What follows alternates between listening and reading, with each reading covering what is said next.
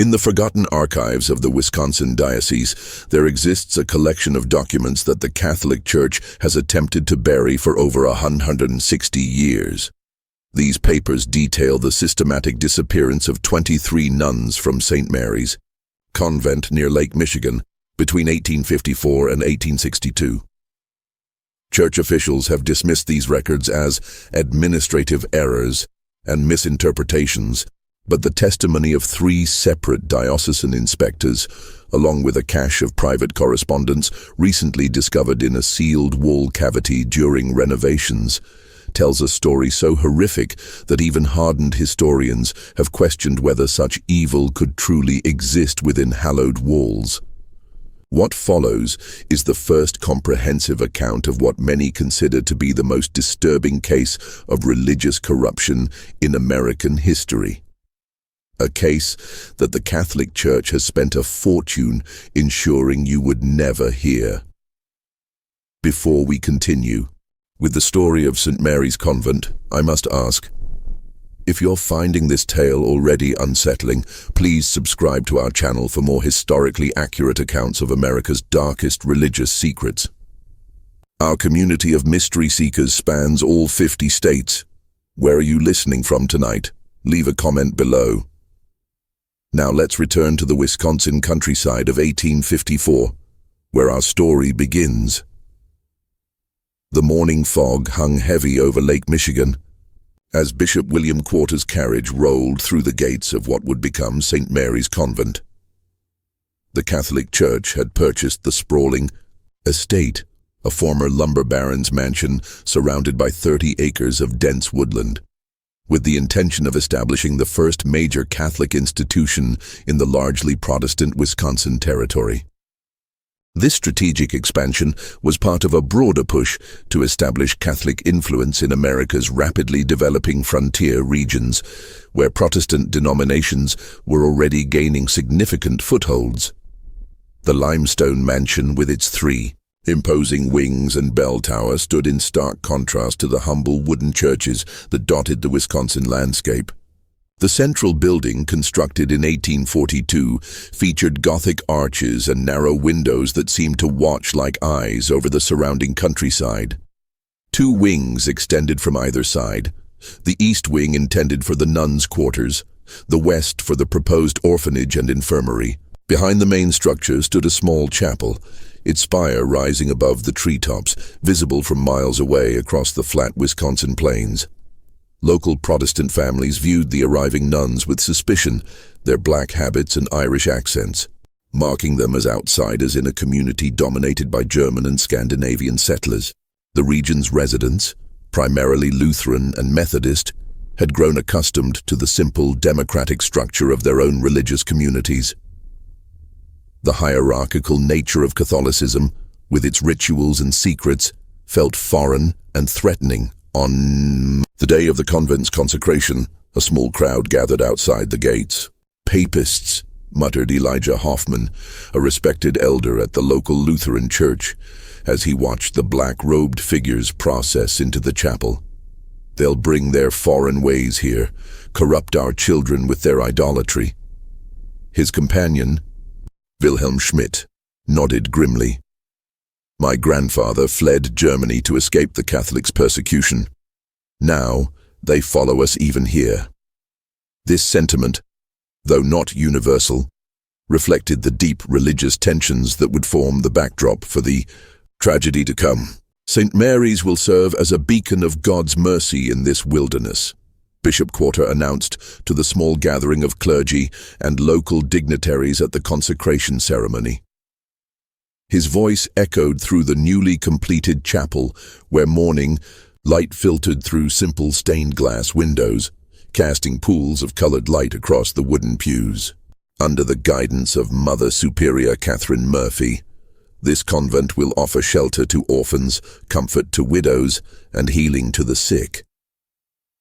The bishop's Boston accent echoed off the stone walls as he introduced the 3 women who would lead the convent: Mother Superior Catherine, Sister Elizabeth Foster, and Sister Margaret Clark, all from established convents in the East. Mother Superior Catherine stood tall and imposing in her crisp black habit, her sharp features and penetrating gaze commanding instant respect. At 42, she carried herself with the confidence of a woman accustomed to authority. Her hands, when raised in prayer, were elegant but strong, hands that looked equally capable of comforting a child or disciplining a wayward novice. Those who met her often commented on her eyes, an unusual pale blue that seemed to see through pretense. Mother Catherine comes to us with the highest recommendations, the bishop continued. Her work at St. Augustine's in Boston has prepared her well for the challenges of frontier religious life.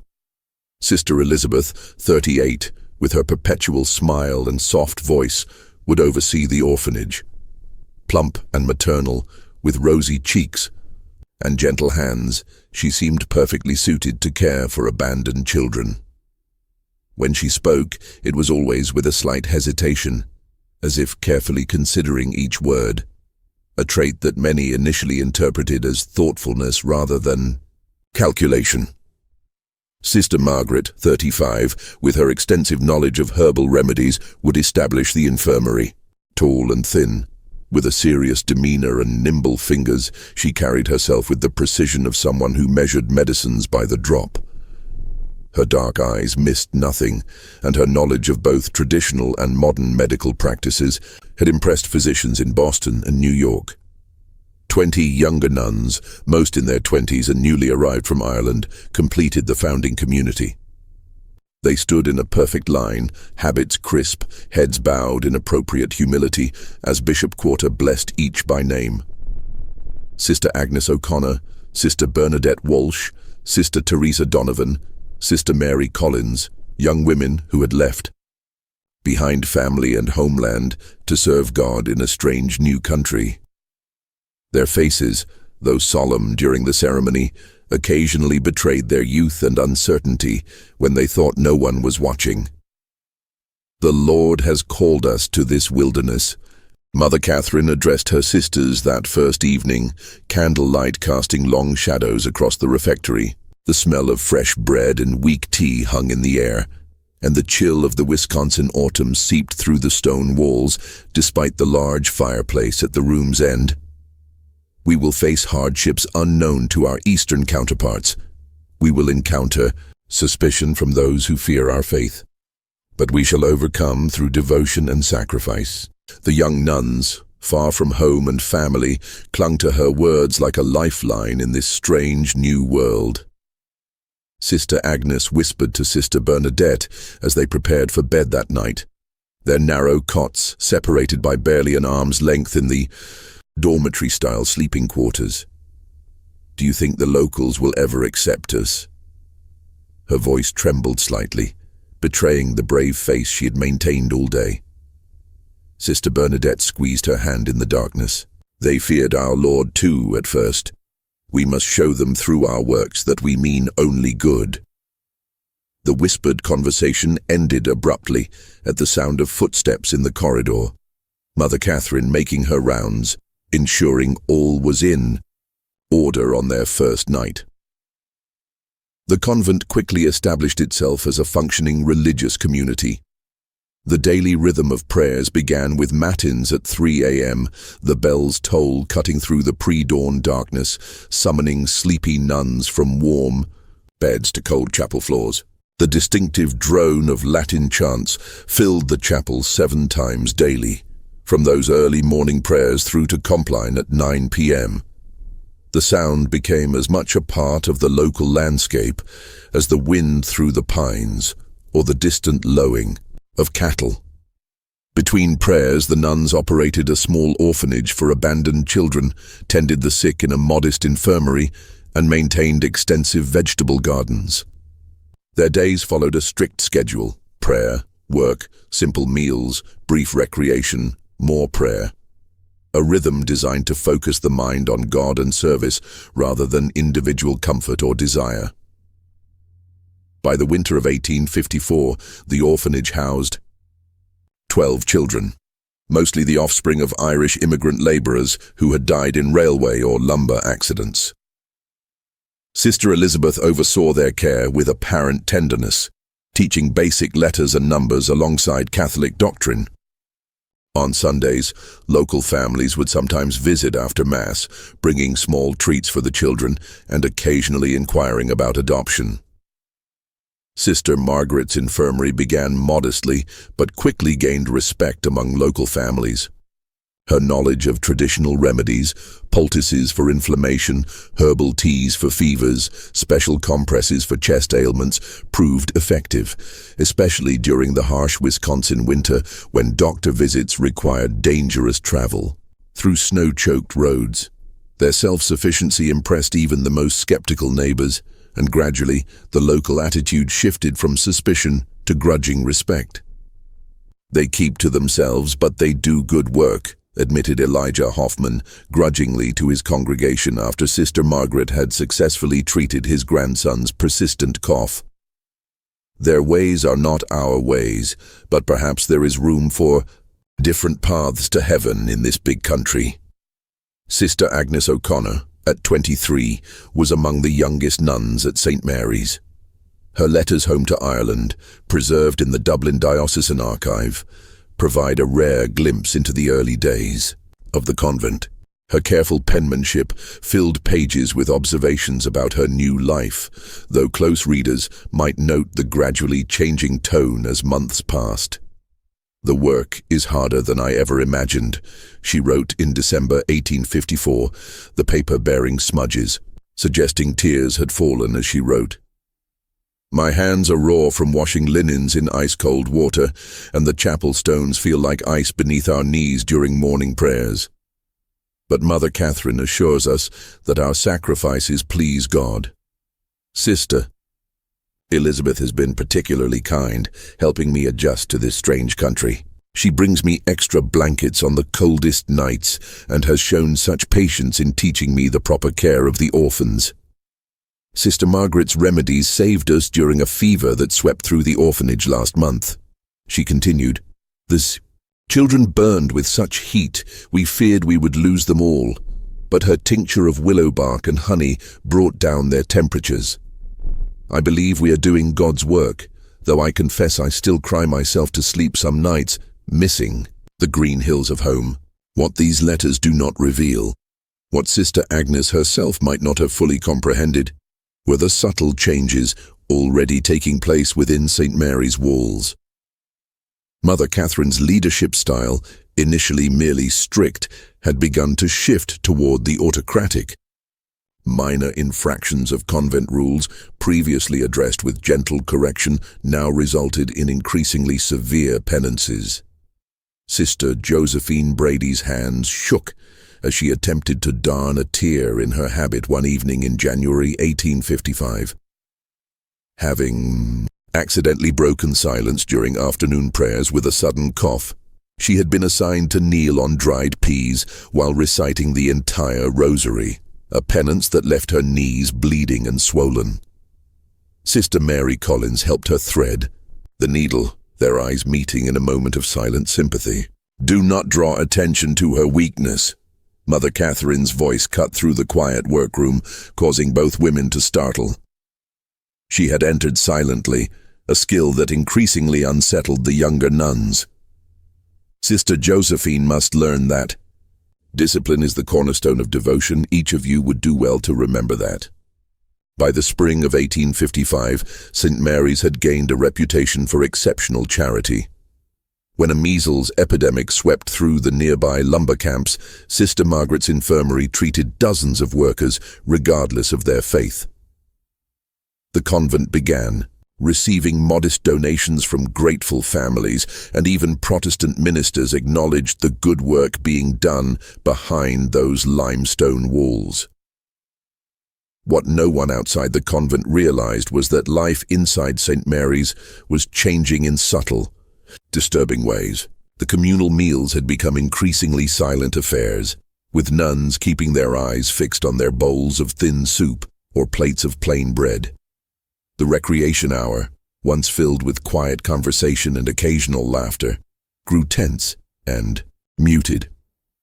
Young women who had crossed an ocean together, bonded by shared purpose and faith, now moved like shadows, careful not to draw attention. The first strange occurrence came in April 1855, when Sister Agnes failed to appear for morning prayers. Her absence was immediately noticed. One empty place in the chapel where 20 nuns should stand in perfect formation. The other sisters exchanged quick, concerned glances as Mother Catherine entered, her expression unreadable in the dim candlelight. "Sister Agnes has been called to assist at our mission in Minnesota," Mother Catherine announced to the bewildered community at breakfast, her tone brooking no questions. Her departure was sudden, as such callings often are. "We shall all pray for her success in this new endeavor." Sister Bernadette's spoon clattered against her bowl. "But Mother, she said nothing to me. And we—" She fell silent as Mother Catherine's pale eyes fixed on her face. "Are you suggesting, Sister Bernadette, that a bride of Christ requires permission from her fellows rather than her superiors before answering God's call?" The question hung in the air like frost. "No, Mother." "Forgive me." Sister Bernadette lowered her eyes to her cooling porridge. No one had seen Sister Agnes pack or leave, and she had mentioned nothing of a transfer in her letters home. But in the strict hierarchy of convent life, no one dared question Mother Superior's explanation further. That evening in the dormitory, several nuns noticed Sister Agnes's few possessions: her prayer book, the small wooden rosary her mother had given her, the extra woolen stockings for Wisconsin winters, were gone, as if she had indeed packed and departed. But Sister Mary Collins, whose cot had been beside Agnes's, whispered to Sister Teresa Donovan during their brief moments alone in the garden. Her cloak still hung on its peg. Would she have left without it in April in Minnesota? Sister Teresa glanced nervously toward the convent windows. Perhaps she was given a new one for the journey. "We should not speculate, Sister." 3 months later, Sister Bernadette Walsh vanished in similar fashion. "The bishop has requested Sister Bernadette's assistance with a delicate matter in Chicago," Mother Catherine explained. "She left before dawn to catch the early train." Again, no farewell, no warning. Just an empty cell and a hastily provided explanation. This time, Sister Elizabeth elaborated during the nuns' work period. "Sister Bernadette showed such skill with the orphans that the bishop has requested she help establish proper procedures at the new foundling home in Chicago." Her voice carried the appropriate mix of pride and pious acceptance. But Sister Mary noticed that her usually warm eyes remained cold as she spoke. By the winter of 1855, 3 more nuns had transferred to distant missions. Each departure followed the same pattern. A young nun, usually one who had drawn attention for her beauty or gentle nature, would simply fail to appear one morning. Mother Catherine would announce her reassignment, always to a location too distant for easy verification. Letters sent by worried families to these supposed new assignments would return months later with brief, oddly formal responses that provided few details of their new lives. The responses, when examined years later by handwriting experts, would all be identified as written by the same person, not the missing nuns themselves.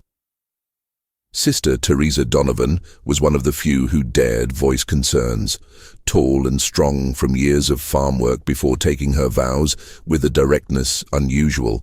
In convent life, she had already drawn Mother Catherine's disapproval for questioning the increasing severity of penances assigned to younger nuns.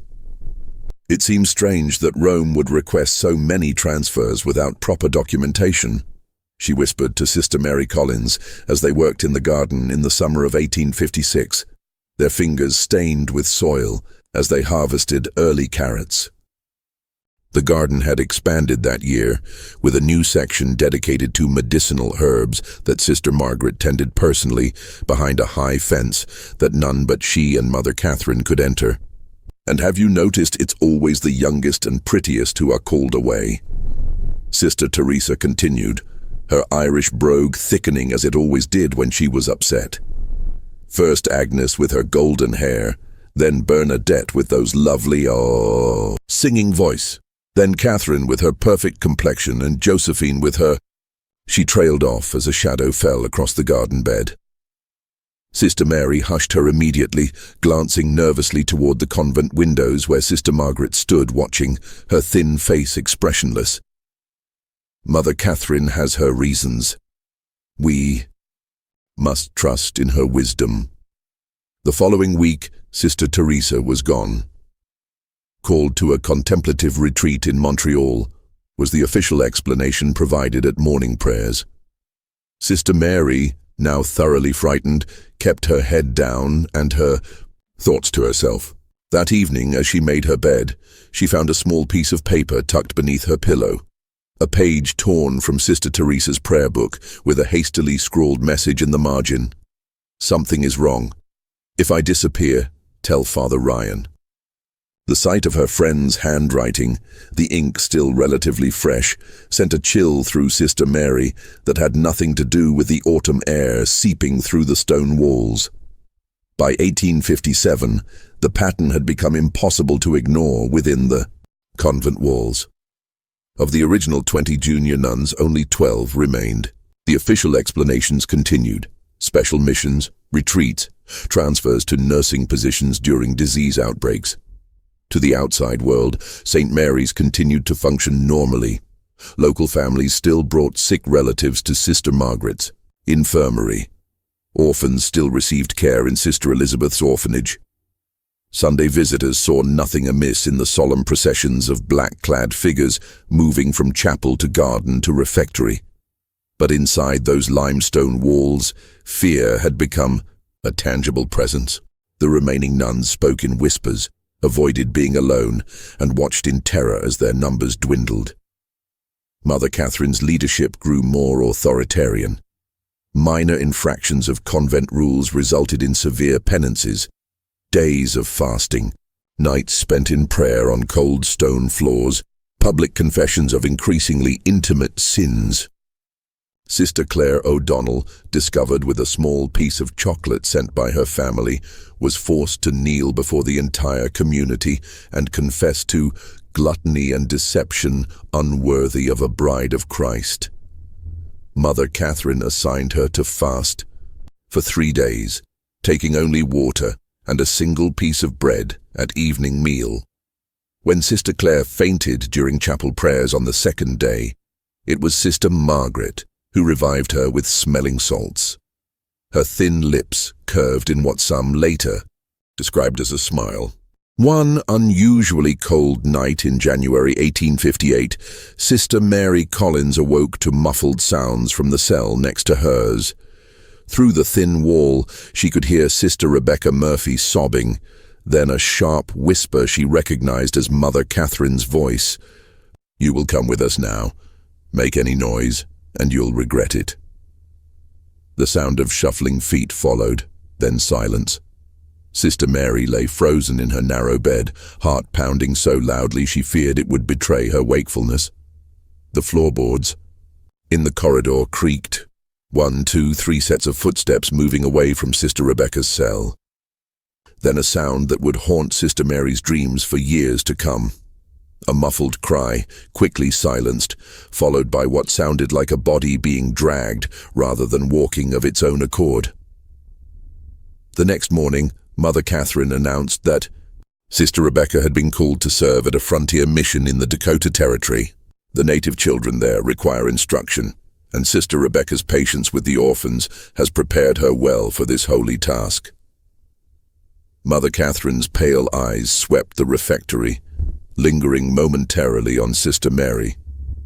We shall miss her gentle presence, but rejoice in God's purpose for her talents. Sister Mary, shaking with fear, managed to maintain her composure through morning prayers. Her rosary beads clicked between trembling fingers as she mouthed the familiar prayers, her mind racing with terrible possibilities. What had happened to Sister Rebecca? What had happened to all the others? That afternoon, while sweeping the corridor outside Mother Catherine's office, she overheard a disturbing conversation. The heavy oak door was not quite closed, and voices carried clearly to where Sister Mary stood, dust brush suddenly motionless in her hand. "The doctor says this one will fetch a higher price." Sister Elizabeth's usually gentle voice had taken on a cold, calculating tone that Sister Mary would not have recognized had she not been listening at that very door. "He says men pay extra for the innocent ones." "We need to be more careful with the timing," Sister Margaret replied, the sound of glass clinking suggesting she was organizing her medicines as she spoke. 3 in 1 month raises questions. The bishop's secretary mentioned it in his last letter. "The bishop is easily managed." Mother Catherine's dismissive laugh sent chills down Sister Mary's spine. "Another donation to his cathedral fund, and his questions will disappear. Besides, we've established the pattern well enough. No one questions nuns being sent to frontier missions or succumbing to illness during their charitable work." "What about the Collins girl?" Sister Margaret asked, her voice dropping lower. "She watches too closely. I've seen her listening at doors." A moment of silence followed, during which Sister Mary's heart nearly stopped. "We'll wait," Mother Catherine finally replied. "She's too plain to fetch much, and she has that correspondence with her brother in the seminary. Disappearing too many at once attracts attention. Rebecca will keep the doctor's clients satisfied for now." Sister Mary fled before she could be discovered, her mind racing. What had happened to her missing sisters? What terrible fate had befallen Sister Rebecca just last night? And who was this doctor they mentioned? The pieces began to fall into terrible place in her mind. The missing nuns, always the youngest and most attractive. The strange visits from well-dressed benefactors who toured the convent with Mother Catherine.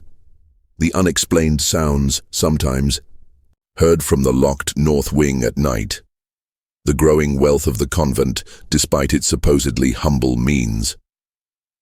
After a sleepless night of prayer and deliberation, Sister Mary made a desperate decision.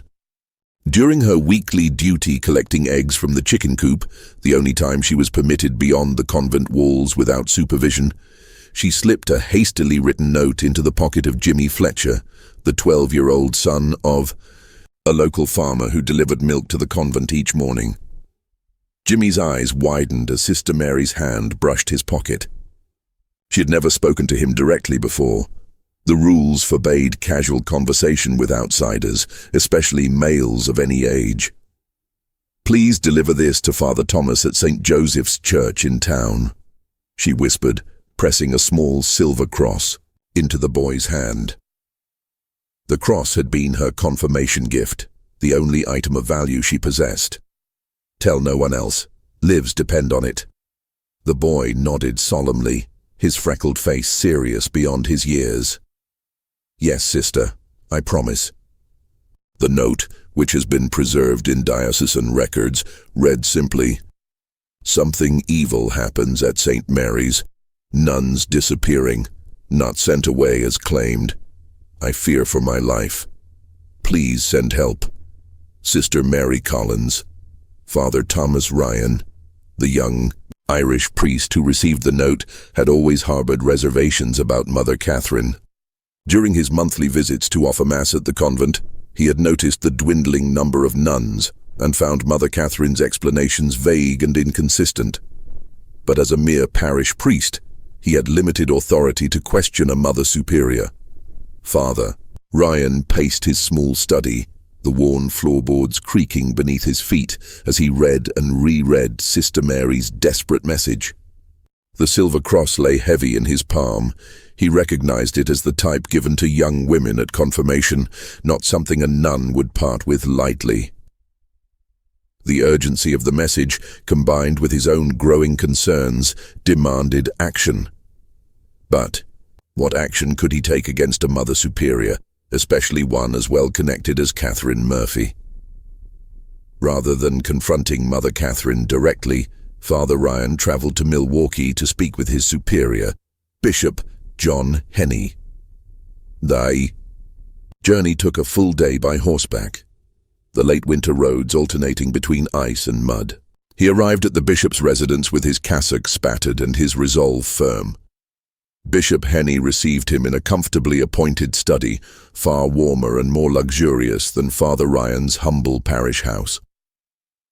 Construction of Milwaukee's New St. John's Cathedral dominated the conversation initially, the bishop proudly showing architectural drawings and discussing funding with animation.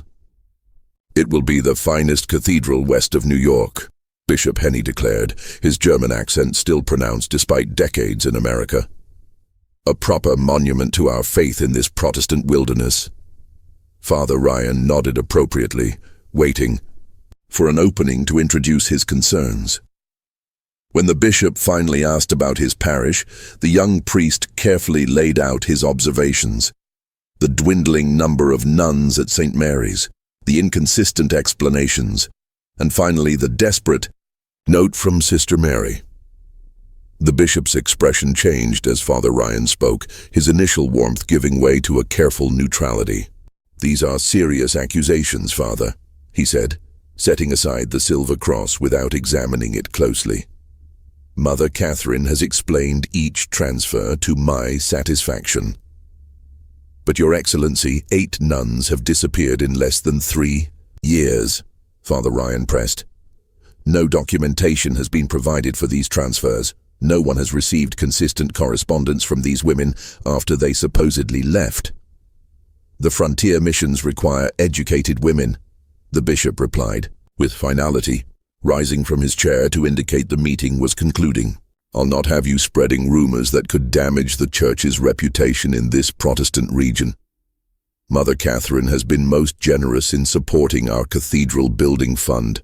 Her spiritual leadership is beyond reproach."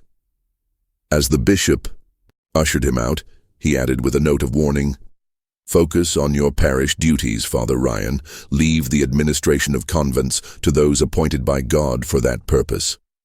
Father Ryan left the bishop's office discouraged but not deterred.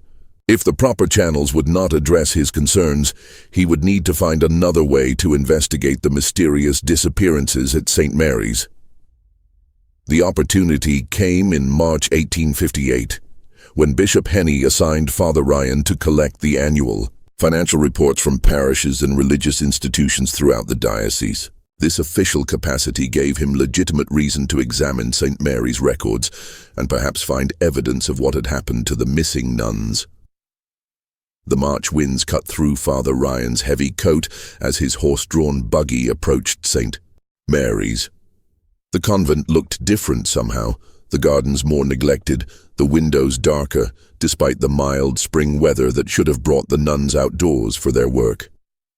The bell tower that had once rung clearly for each divine office now sounded less frequently, its tone somehow muted. He was met at the door by Sister Elizabeth, whose customary smile seemed strained. Dark circles beneath her eyes suggested sleepless nights, and her typically neat habit showed small signs of neglect, a missing pin, a slight stain on the white collar. "Father Ryan, we weren't expecting you today," she said, her surprise poorly concealed.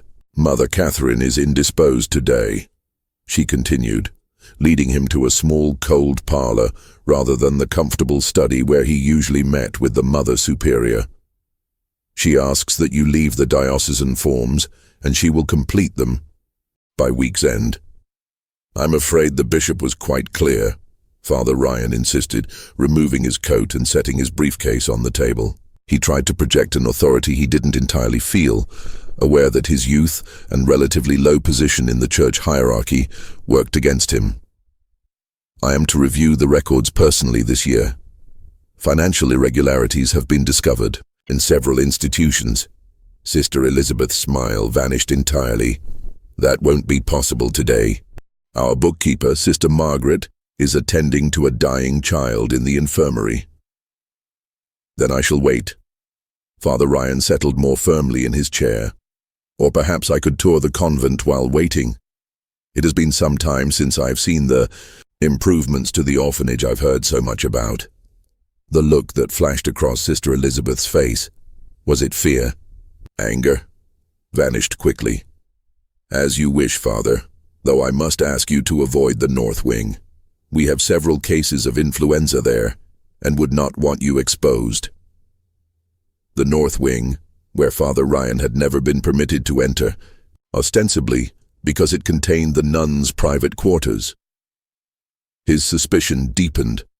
The tour revealed a convent functioning far below its reported capacity. Where were the 20 orphans mentioned in Mother Catherine's reports to the diocese? Father Ryan counted only 7 children, all looking thin and frightened. When he attempted to speak with a small girl sweeping the dormitory floor, Sister Elizabeth quickly intervened, sending the child away on an errand. The infirmary, supposedly caring for dozens of local residents, contained only 3 elderly patients, none showing signs of the reported influenza. Sister Margaret was nowhere to be seen, despite her supposed attendance on a dying child. Most disturbing was the clear reduction in nuns. Father Ryan had offered Mass at St. Mary's just 3 months earlier, and recalled at least 15 nuns in attendance. Today, he counted only 8, including Sister Elizabeth. When he inquired about specific nuns, he remembered Sister Rebecca, Sister Josephine, Sister Claire. He received the same vague responses about transfers and special missions. And Sister Mary Collins? He asked casually as they passed the laundry room, where 2 nuns worked silently at large washtubs, steam rising around their reddened hands. Sister Elizabeth's step faltered slightly. Sister Mary has been assigned to our mission in St. Louis. She left just last week. Her experience with the orphans made her particularly suited to the work there. Father Ryan nodded, hiding his alarm. The author of the desperate note was now among the disappeared. His suspicions now fully aroused, he requested to see the convent's chapel before departing. The chapel, once immaculate, showed subtle signs of neglect. Dust on the altar rails, unpolished candlesticks, wilting flowers that should have been replaced. The sacred space that had once housed 23 nuns in prayer now felt hollow, as if the very stones sensed the wrongness that had infiltrated St. Mary's.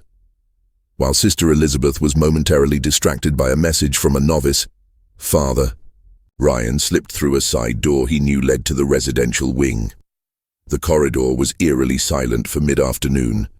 Many of the cells stood empty, personal items gone, as if their occupants had indeed departed. As he turned to leave, a barely audible sound caught his attention. Something between a whimper and a moan coming from behind a heavy wooden door at the end of the corridor. The door, unlike the others, had a substantial iron lock. Father Ryan approached cautiously, listening intently. The sound came again, definitely human, definitely distressed. "Is someone there?" he whispered through the keyhole. "Do you need help?"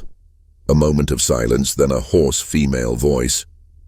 Father, is that you? Please help us, please." Before he could respond, the unmistakable voice of Mother Catherine rang out behind him. "Father Ryan, this area is strictly cloistered. Your presence here is most inappropriate." He turned to find Mother Catherine flanked by Sister Margaret, and a large man he didn't recognize, not dressed as clergy or medical personnel, but in the rough clothing of a laborer, with arms thick as tree trunks and a face set in a threatening scowl. "Forgive me, Mother," Father Ryan managed, struggling to keep his voice steady. "I became turned around after visiting the chapel." Mother Catherine's pale eyes assessed him coldly. She had lost weight since he'd last seen her, her habit hanging loosely on her frame, but her authority seemed only to have intensified.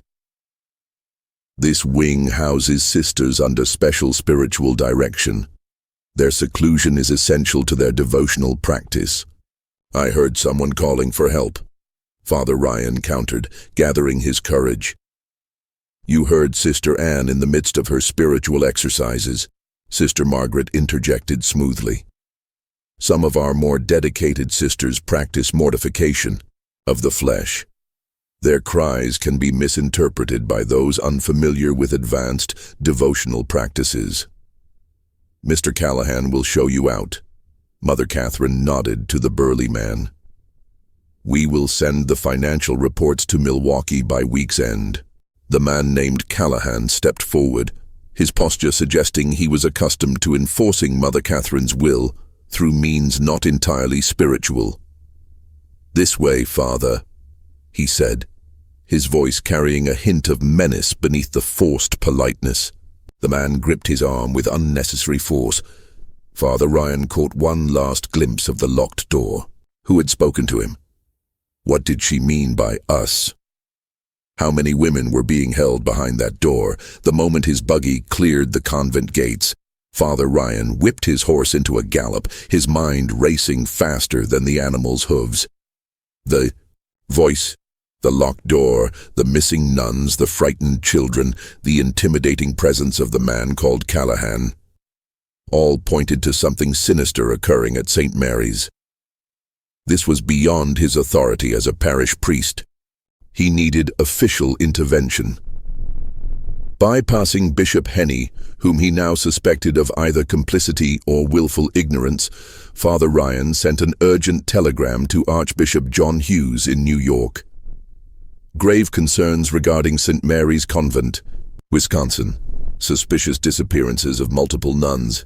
Evidence of imprisonment. Possible danger to remaining sisters. Request immediate diocesan investigation. Local bishop unresponsive. Father Thomas Ryan, St. Joseph's Parish. If you're feeling a chill down your spine as our story unfolds, you're not alone. Our community of mystery seekers often reports physical reactions to these dark historical accounts.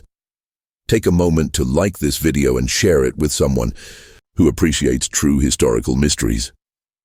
Your engagement helps us continue uncovering America's hidden secrets.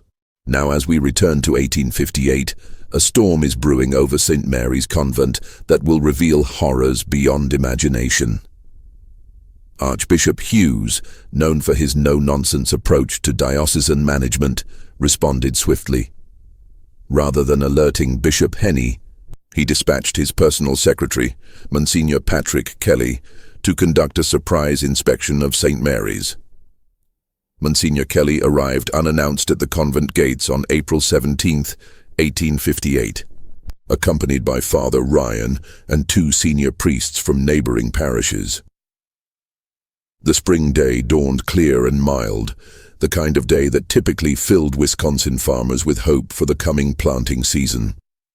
But as the clerical party approached St. Mary's, a sense of foreboding seemed to hang over the limestone buildings. Ravens circled the bell tower, their harsh cries breaking the morning stillness. The reception they received spoke volumes. Mother Catherine, usually composed and commanding, appeared flustered by their arrival. Her pale face flushed with what might have been anger or fear as she recognized Monsignor Kelly's official robes and the sealed documents he carried. The convent itself seemed in disarray, with nuns scurrying about in what appeared to be panicked activity. Through an open window, Father Ryan glimpsed two young nuns hastily carrying armfuls of papers toward the kitchen, where the large cast-iron stove burned regardless of the season's warmth. The acrid smell of burning paper drifted through the courtyard. "This is most irregular, Monsignor," Mother Catherine protested as the clerical party entered the main hall. Her voice, usually controlled and melodious, had taken on a brittle edge. "We have protocols for official visitations. Bishop Henny always sends word weeks in advance, which is precisely why Archbishop Hughes instructed me to forego such notification," Monsignor Kelly replied coolly. In his 50s, with silver hair and the weathered face of a man who had seen both war and peace, the Monsignor projected an authority that even Mother Catherine seemed unable to challenge directly. "I have here a letter bearing the Archbishop's seal, authorizing a complete inspection of this institution, its records, and all its residents. I trust you will cooperate fully." Mother Catherine's eyes darted briefly to Sister Margaret, who stood half-hidden in a doorway, her thin face unreadable. Some silent communication seemed to pass between them before Mother Catherine turned back to Monsignor Kelly with a forced smile. "Of course, Monsignor. St. Mary's has nothing to hide. However, I must insist that you respect the enclosure of our cloistered sisters. Some are engaged in spiritual exercises that must not be interrupted. My authority extends to all areas of this convent, Mother Catherine," Monsignor Kelly replied, unfolding the Archbishop's letter and holding it before her. "No exceptions." What followed was a day-long investigation that would later be described in Monsignor Kelly's 40-page report as unveiling a tableau of horrors unprecedented in the modern church. The inspection team split up, with Father Ryan leading Monsignor Kelly directly to the locked door in the residential wing, while the other priests began interviewing the visible nuns and examining financial records. As they approached the north wing, they encountered Sister Elizabeth blocking the corridor, her usually pleasant face set in uncharacteristic determination. "Mother Catherine has forbidden entrance to this area, Monsignor. We have sisters in spiritual retreat." "Sister Elizabeth," Monsignor Kelly said gently but firmly, "I speak with the authority of Archbishop Hughes. Open the door, or I shall be forced to consider you in violation of your vow of obedience."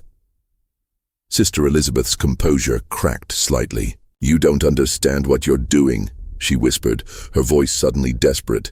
"He will be most displeased." "He?" Father Ryan questioned. "Do you mean Bishop Henny?" Sister Elizabeth merely shook her head, eyes darting nervously toward the windows as if expecting someone to appear.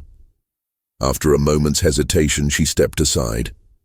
The locked door, when finally opened under threat of ecclesiastical censure, revealed a shocking scene. 5 nuns, including the missing Sister Rebecca, were confined in what had once been a storage room. The space, perhaps 15 feet square, contained only a chamber pot in the corner and thin pallets on the floor. The single high window had been boarded over, leaving the room in near darkness, save for the light now streaming through the open door. The women were pale, malnourished, and showed signs of physical abuse. Their habits were torn and soiled, their faces gaunt with hunger and fear. One, later identified as Sister Josephine Brady, was heavily pregnant, her swollen belly incongruous against her thin limbs. The stench of unwashed bodies and human waste was overwhelming. Father Ryan turned aside momentarily, fighting nausea, while Monsignor Kelly crossed himself in horror. "In the name of all that's holy," the Monsignor whispered, "what has happened here?" Sister Rebecca, once robust and quick to smile, now a skeletal figure with hollow eyes, struggled to her feet. "Father Ryan," she managed, her voice cracked from disuse or screaming, "you came back." "They're preparing us," she whispered as Father Ryan helped her to a chair hastily brought from the corridor. "For the doctor. For the house in Chicago." "What doctor?" Monsignor Kelly asked gently, kneeling beside her despite his age and dignity. "What house in Chicago?" "Dr. Matthews," Sister Rebecca replied, her voice dropping to a whisper. "He comes to examine us, to see which ones are suitable." She closed her eyes, trembling. "The men pay more for nuns, for brides of Christ. That's what Mother Catherine tells them." While Father Ryan and Monsignor Kelly attended to the imprisoned nuns, ensuring they received water, food, and medical attention, the other priests made equally disturbing discoveries elsewhere in the convent.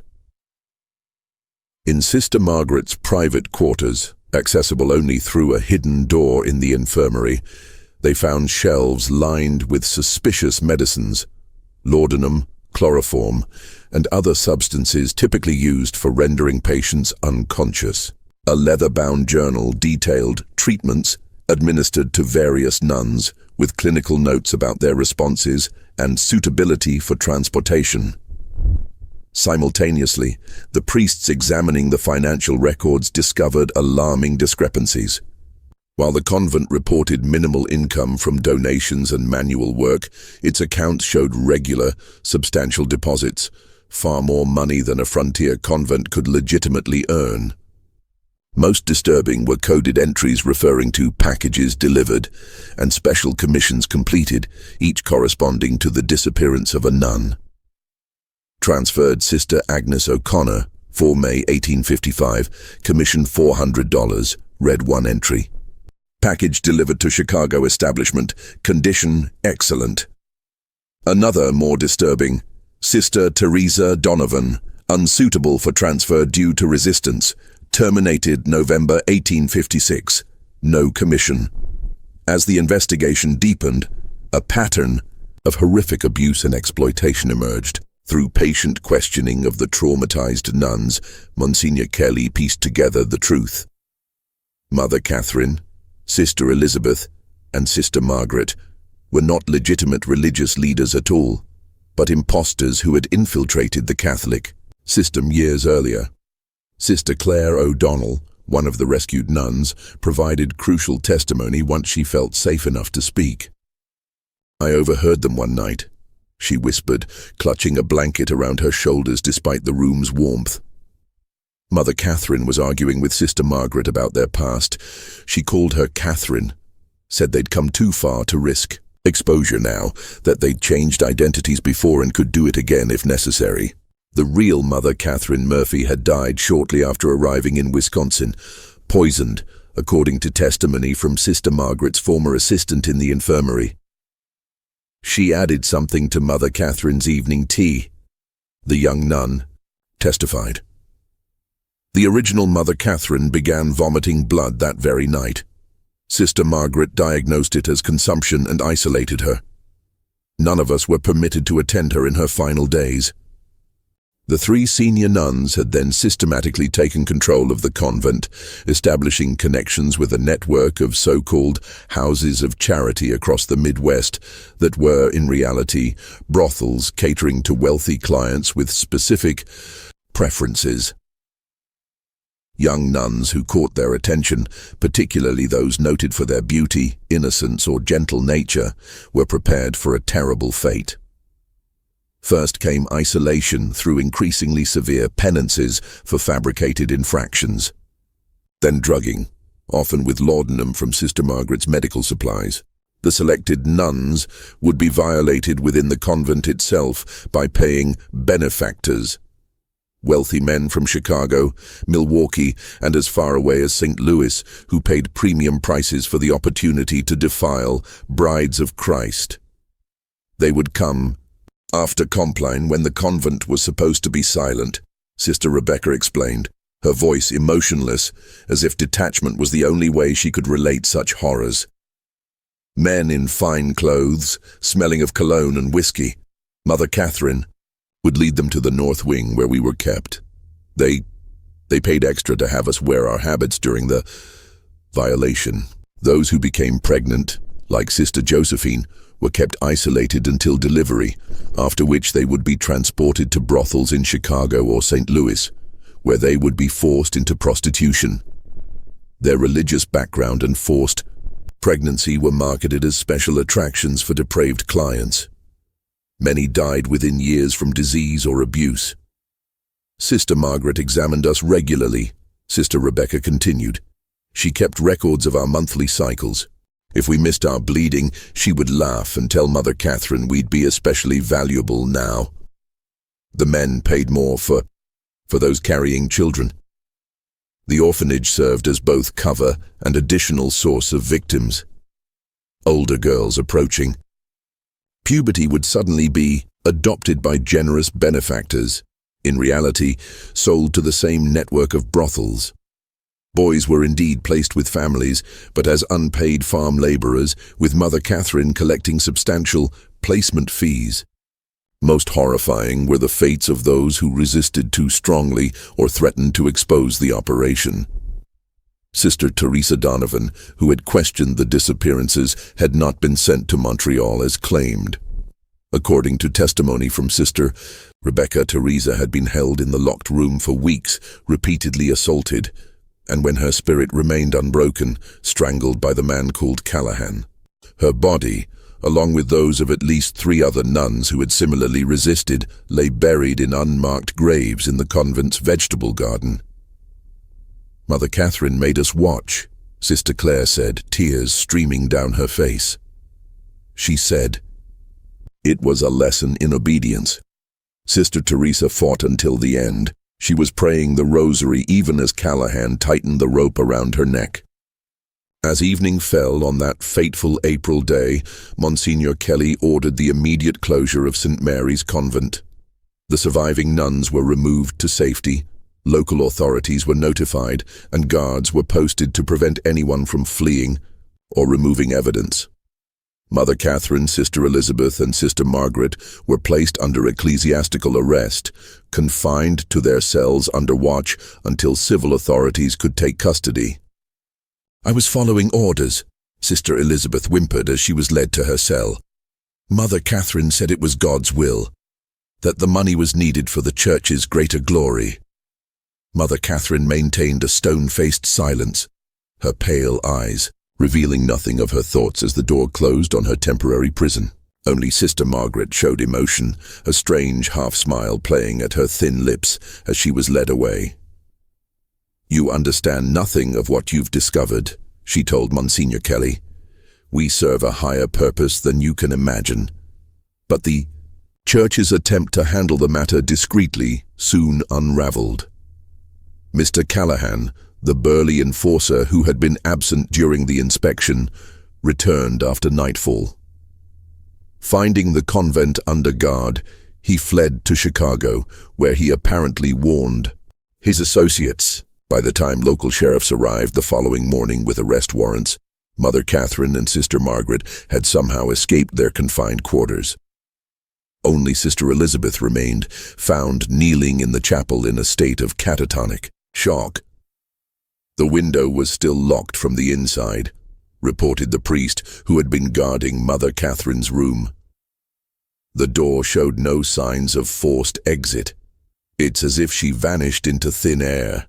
More likely, the convent's long history had provided secret passages unknown even to the church authorities.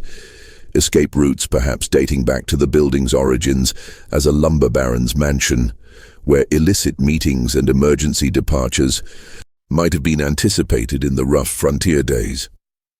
The subsequent civil investigation uncovered the full extent of the operation. Financial records seized from Mother Catherine's hidden safe revealed transactions totaling over $100,000, equivalent to roughly $3 million today, over 8 years. Coded ledgers identified 23 nuns and 17 orphaned girls who had been trafficked to brothels across the Midwest. Correspondence with business partners in Chicago, St. Louis, and even New Orleans detailed the specialized services offered and the premium prices commanded. "A genuine sister of charity, untouched before our establishment, minimum $300, read one letter to a Chicago brothel owner. Special requests, habit, religious implements, additional $50 per session. Pregnant sisters command $500 for exclusive patrons." Most damning was a small leather notebook found sewn into Sister Elizabeth's mattress. The notebook contained dates, names, and horrific details of the fates of each disappeared nun. Some entries were clinically detached. Sister Agnes, delivered to Chicago Operation September 1855, valued at $400. Others revealed the writer's disturbing personal pleasure in the suffering inflicted. Sister Teresa fought magnificently. Callahan enjoyed subduing her. Buried east corner of Beanfield, November 1856. The notebook also contained references to the doctor, evidently Dr. William Matthews, a once respected physician from Chicago whose career had ended in scandal after allegations of inappropriate conduct with female patients. According to the notebook, Dr. Matthews provided medical examinations of the nuns, certifying their health and, most disturbingly, their virginity, a feature that significantly increased their value in the brothels. Dr. M confirms, Sister Rebecca suitable for premium placement, one entry noted. Recommends maximum usage before transfer to ensure appropriate behavior in Chicago establishment. The investigation extended to the convent grounds, where, guided by the notebook's cryptic references, authorities excavated several areas of the vegetable garden. There they found the remains of 4 nuns, buried in shallow graves among the bean plants and herbs. Forensic examination, primitive by modern standards but thorough for the time, confirmed Sister Rebecca's account. These women had died by strangulation, their bodies disposed of without ceremony or marker. One victim, identified as Sister Mary Collins by a small medallion of St. Bridget found with the remains, appeared to have been buried more recently than the others. The soil over her grave was barely settled, suggesting she had been killed just before or during Father Ryan's fateful visit, perhaps after delivering the note that ultimately led to the convent's exposure. Sister Elizabeth Foster, born Margaret Wilson, according to subsequent investigation, was the only one of the 3 leaders to face justice. Found mentally unfit to stand trial, she was committed to the Wisconsin State Asylum, where she died in 1863, having never spoken another word. Her medical records, preserved in state archives, describe her as catatonic except during night hours, when she screams about the master coming to punish her betrayal. Mother Catherine Murphy, real name unknown, and Sister Margaret Clark, identified later as Catherine Donovan, no relation to the murdered Sister Teresa, disappeared completely. Unconfirmed reports placed them in New Orleans, then Havana, operating similar schemes with young women immigrants, but they were never apprehended. A nationwide alert distributed their descriptions to law enforcement agencies across the country. Mother Catherine was described as approximately 45 years of age, 5 feet 8 inches tall, blue eyes, graying brown hair, speaks with slight Boston accent, carries herself with unusual authority. Sister Margaret was approximately 40 years of age, 5 feet 10 inches tall, very thin build, dark eyes, black hair with premature gray streaks, speaks precisely, knowledge of medical terminology. Despite these detailed descriptions and a substantial reward offered by both civil authorities and the church, the women seemed to vanish into America's vast frontier. Occasional reports would surface, 2 women matching their descriptions, seen boarding a steamboat in New Orleans or establishing a ladies' finishing school in Havana. But by the time authorities investigated, the women would be gone. Mr. Callahan, identified as James Callahan of Chicago, was captured 6 months later in a brothel raid and hung for the murder of a police officer during his arrest. Before his execution, he confirmed many details of the St. Mary's operation, but claimed ignorance of the leaders' whereabouts. They planned for this, he told the prison chaplain the night before his execution. Mother Catherine always said they had escape routes prepared, new identities waiting. They'd done it before, she said, changed their skins like snakes when necessary. When pressed about the references to the master found in Sister Elizabeth's writings, Callahan became agitated. "Don't ask about him," he warned. "He's not someone you want to know, not someone you want knowing you." Whether this master was a religious delusion, a code name for a high-ranking accomplice, or something else entirely, remains one of the unsolved mysteries of the St. Mary's case. No further documentation ever established his identity or confirmed his existence beyond these cryptic references. The church moved quickly to contain the scandal.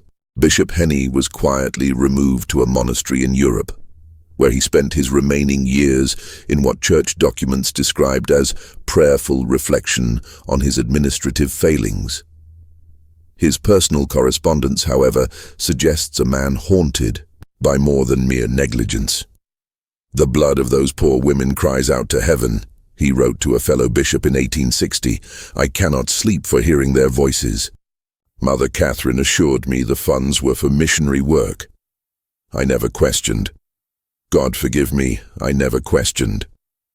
The convent buildings were demolished, the land sold, and the proceeds used to establish a legitimate orphanage in Milwaukee. No mention was made in official church communications of the bodies discovered on the grounds or the crimes committed within those walls. The site was deconsecrated in a private ceremony attended only by Monsignor Kelly and Archbishop Hughes, with no public announcement. The surviving nuns were dispersed to convents across the country, each required to sign confidentiality agreements that would excommunicate them if they ever spoke of what had occurred at St. Mary's. Most lived out their lives in silent obedience, their trauma unaddressed, their suffering unacknowledged. Sister Josephine Brady gave birth to a daughter 2 months after her rescue. Despite her pleas to keep the child, church authorities placed the infant with a Catholic family in Pennsylvania, with strict instructions that the circumstances of her birth remain secret. This separation compounded Sister Josephine's trauma, and historical records indicate she died by suicide in 1861, leaving behind a letter that read simply, "I cannot forget. I cannot forgive. Not them, not the church, not myself. May God have mercy on us all." Sister Rebecca Murphy became an unlikely voice for reform within the church. Rejecting the imposed silence, she left religious life and, using the name Rachel Martin to avoid church censure, published an anonymous account titled The Dark Convent in 1865. Though the book was denounced by Catholic authorities as Protestant propaganda and quickly suppressed, surviving copies reveal a detailed account that aligns precisely with the official investigation records. In the book's conclusion, she wrote, "What happened at St. Mary's was not merely the work of 3 evil women who infiltrated holy orders. It was enabled by a system that values silence over truth, institution over individual, reputation over justice. Until the church confronts this fundamental flaw, there will be other St. Mary's, other victims, other crimes hidden behind sacred walls." The suppression of the Dark Convent was swift and nearly complete. Church authorities purchased and destroyed every copy they could locate. Catholic newspapers denounced it as anti-Catholic fiction and scurrilous propaganda. Protestant publishers, while initially eager to promote a work that confirmed their suspicions about Catholic institutions, became wary of legal action and ceased printing the book after its first run. Rachel Martin herself disappeared from public record after 1866. Some evidence suggests she relocated to California, where she established a home for women in difficult circumstances, an early form of shelter for abuse victims. If so, she carried the lessons of St. Mary's into a life dedicated to preventing similar suffering, though history has largely forgotten both her work and her witness. Father Thomas Ryan, whose persistence had uncovered the horror, was initially praised for his actions. However, as the church hierarchy began to worry about the scandal's potential damage, he found himself reassigned to a remote parish in northern Minnesota. His personal journal, discovered after his death in 1886, reveals his ongoing struggle with what he had witnessed. "I cannot forget the faces of those poor women, betrayed by those who claimed to represent Christ's church. I hear their cries in my dreams. I see Sister Rebecca's hollow eyes. I wonder about those we could not save, whose suffering continues in those houses of sin. Has God forgiven us for failing them? Has He forgiven the church for silencing the truth?" The final entry in his journal, dated January 1886, just days before his death, reads, 28 years since St. Mary's, and still the church keeps silent. The letters I send to Rome go unanswered. The new bishops act as if it never happened, but it did happen. They were real women with real souls, and they suffered real horrors. If the church will not speak for them, then I pray that someday someone will find this account and remember them. Remember Sister Agnes, Sister Bernadette, Sister Teresa, and all the others whose names deserve to be spoken, whose suffering deserves acknowledgement, whose lives mattered. Just when we thought we'd seen it all, the horror in St. Mary's intensifies. If this story is giving you chills, share this video with a friend who loves dark mysteries. Hit that like button to support our content, and don't forget to subscribe to never miss stories like this. Let's discover together what happens next, as we uncover the final disturbing chapter of this American tragedy. The aftermath of the St. Mary's tragedy extended far beyond Wisconsin. The operation's exposure led to increased scrutiny of Catholic institutions throughout the Midwest, with diocesan inspectors conducting surprise visits to convents, orphanages, and schools. Several smaller operations were uncovered, none as extensive or horrific as St. Mary's, but enough to suggest that Catherine Murphy and her associates had created a template that others had followed. In Chicago, police raids on 3 houses of charity in late 1858 freed 9 former nuns and 13 young women who had been living as prostitutes under various forms of coercion. The rescued women's testimonies described a system virtually identical to what had been uncovered at St. Mary's. Religious authorities used as cover for sexual exploitation, with wealthy clients paying premium prices for the opportunity to violate women perceived as pure or sacred. One survivor, identified in police records only as ML, provided testimony that directly linked her captivity to St. Mary's. I was transferred from Wisconsin in 1856. Mother Catherine herself delivered me to Madame Rousseau's establishment in Chicago, telling me that if I ever attempted to escape, both the church and the law would punish me as a fallen woman. For nearly 2 years, I believed her. The brothel owners arrested in these raids implicated several prominent Chicago businessmen and politicians as both clients and investors in the operation. Ledgers seized during the raids contained the names of judges, bank presidents, and even 2 state legislators who had paid for sessions with former nuns. However, the cases mysteriously collapsed before reaching trial, with witnesses recanting or disappearing, evidence being lost, and judges issuing unusual procedural rulings that effectively ended the prosecutions. The Chicago Tribune of November 1858 noted this suspicious pattern. It appears that justice in our fair city extends only to those without powerful friends. The men whose names appeared in the brothel ledgers walk free, while the women they victimized remain scandalized and without recourse. In St. Louis, investigations into similar operations were even more aggressively suppressed. Monsignor Kelly, who had led the original inspection of St. Mary's, traveled there in 1859 to follow leads suggesting that as many as 7 of the missing St. Mary's nuns had been transported to brothels in that city. Within days of his arrival, he was severely beaten by unknown assailants and warned to return to New York. Though he survived the attack, Archbishop Hughes recalled him immediately, ending that line of investigation. Monsignor Kelly's private correspondence with Archbishop Hughes, unsealed in the New York Diocesan Archives in 1950, reveals his frustration. I believe we have uncovered merely the visible portion of a much larger evil. The tentacles of this operation extend into the highest levels of society, and perhaps even the church itself. I fear that powerful forces have determined that this matter shall proceed no further. The most profound consequences fell upon the survivors. The 12 nuns rescued from St. Mary's faced challenges that the church was ill-equipped to address.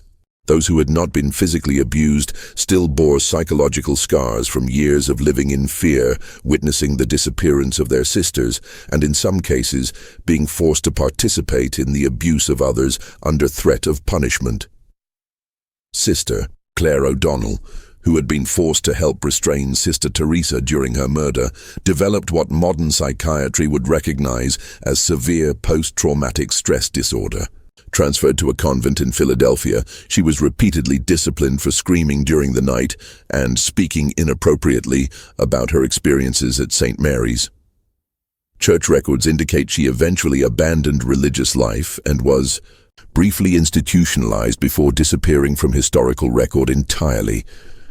The 5 women rescued from the locked room, Sisters Rebecca Murphy, Josephine Brady, Claire O'Donnell, Maria Fitzpatrick, and Anne Sullivan, had experienced the worst of the abuse. Their subsequent fates reflect the inadequate response to trauma in the 19th century, particularly within religious institutions that prioritize silence and forgiveness over healing and justice. Sister Josephine's tragic end has already been noted, her suicide following the forced separation from her child. Sister Maria Fitzpatrick remained within the church, but was described by her superiors as unstable and prone to hysterical episodes. She spent her remaining years in a contemplative order that required minimal interaction with others, dying in 1870 of what was recorded as nervous exhaustion. Sister Anne Sullivan, however, channeled her trauma into advocacy.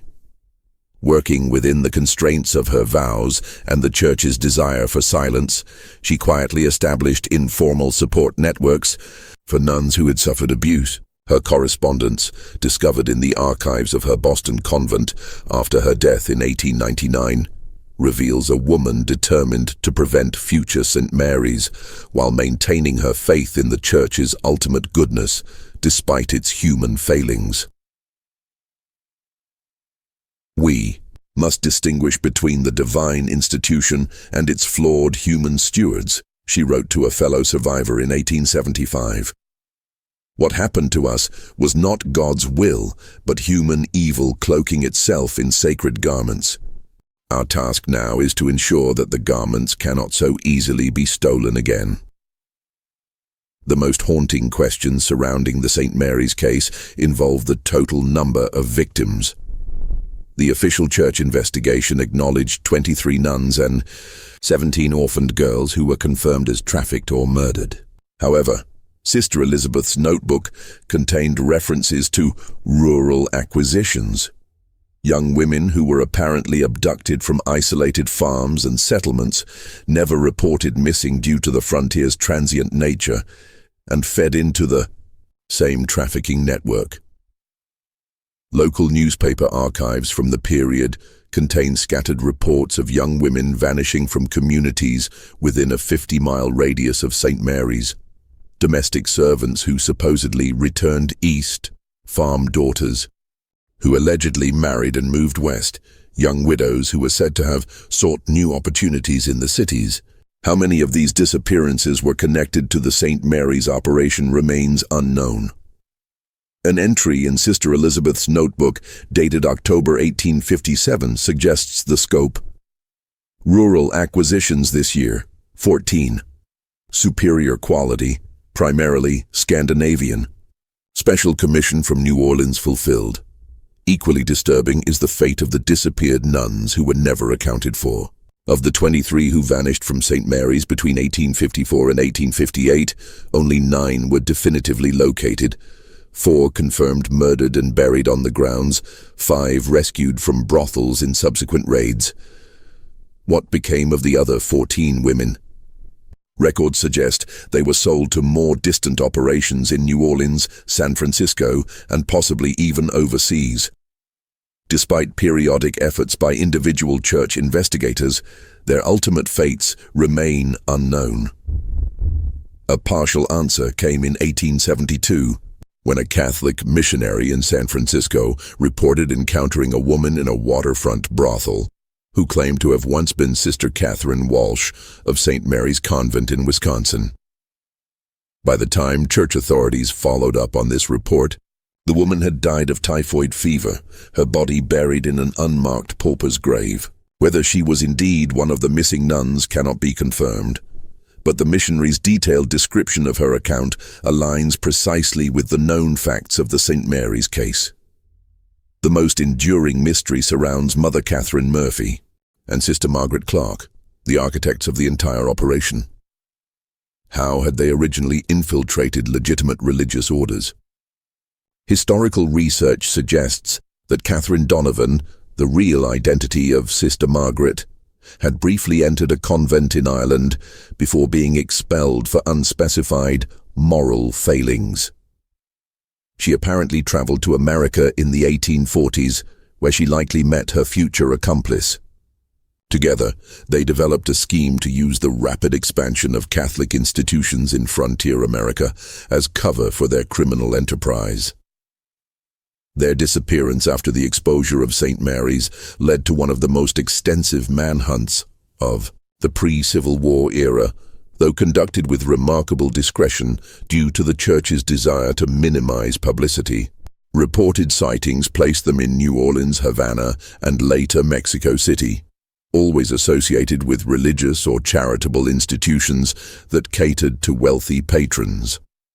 The last credible report, from a former Chicago police detective hired by the New York Diocese to track them, placed both women in Veracruz, Mexico in 1863, operating a finishing school for young ladies that the detective described as bearing all the hallmarks of their previous enterprise. The detective's report, preserved in the New York Diocesan Archives, concludes ominously, "I believe the women known as Murphy and Clark have established a new operation with the protection of wealthy Mexican patrons. However, I was warned in most violent terms to abandon my investigation. 2 local officials who had agreed to assist me were found dead the morning of our planned inspection of the school. I can only conclude that these women enjoy protection at the highest levels of society." The legacy of St. Mary's extends beyond the immediate tragedy. The case contributed to a deepening of anti-Catholic sentiment in America during the 1850s and 1860s, with Protestant publications citing it, often in sensationalized form, as evidence of Catholic moral corruption. This in turn led to Catholic communities becoming more insular and defensive, reinforcing the very culture of secrecy that had enabled the abuse. More significantly, the St. Mary's case established a pattern of institutional response to abuse that would be repeated for generations. Initial investigation, limited accountability focused primarily on direct perpetrators, protection of higher authorities who enabled through negligence or complicity, relocation of survivors to ensure their silence, and ultimately, a return to institutional normalcy with minimal structural reform. Archbishop Hughes, in private correspondence with Vatican officials that remained sealed until 1975, acknowledged this systemic failure while defending the Church's handling of the case. "We have removed the immediate cause of scandal and provided for the care of the victims. However, I must express my concern that our system of oversight contains fundamental flaws that permitted such horror to continue unchecked for years. I recommend a complete review of how we select and monitor those in positions of authority within our institutions." His recommendations, however prescient, appear to have been quietly filed away rather than implemented. The Church's preference for handling such matters internally and discreetly would persist well into the modern era. The physical traces of St. Mary's Convent have been systematically erased. The demolished buildings left no visible foundation. The land, sold and resold over generations, now hosts a suburban development whose residents have no knowledge of what occurred there.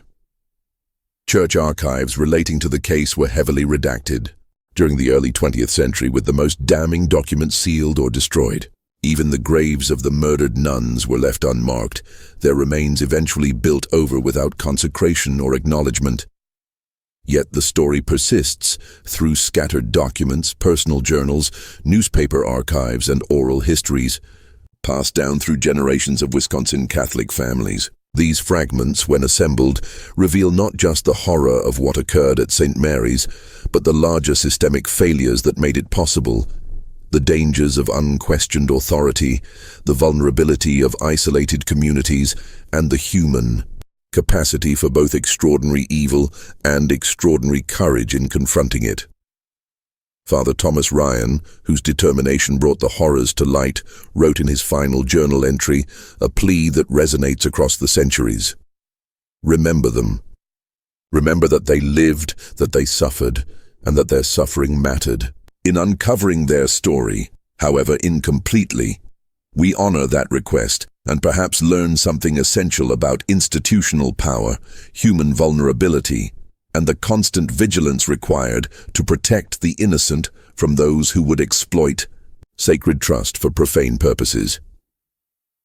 The Wisconsin Historical Society maintains a small collection of materials related to St. Mary's Convent, accessible only to credentialed researchers. Among these materials is a water-damaged letter, apparently written by Sister Anne Sullivan in 1880, addressed to the adult daughter of Sister Josephine Brady, the child conceived in captivity and adopted away at birth. The letter was never sent, as Sister Anne could not locate the young woman, but its closing lines serve as a fitting epitaph for this dark chapter in American religious history. Should you ever learn of your origins, know this: your mother was not shamed, but brave. The evil done at St. Mary's was not of God or genuine faith, but of human cruelty, wearing sacred garments. The true convent was not the limestone building that housed such horrors, but the community of women who sustained each other through them, who whispered prayers and held hands in darkness, who remembered each other's names when all else was taken, who believed in salvation even when God seemed absent. That is the legacy I wish to leave you, not the story of our suffering but of our endurance. This mystery shows us that the darkest evils often hide behind the most sacred facades, and that institutional silence can perpetuate suffering long after the initial crimes. What do you think of this story? Do you believe everything was revealed, or are there still secrets buried in Wisconsin soil? Leave your comment below. If you enjoyed this tale and want more horror stories like this, subscribe, hit the notification bell, and share with someone who loves mysteries.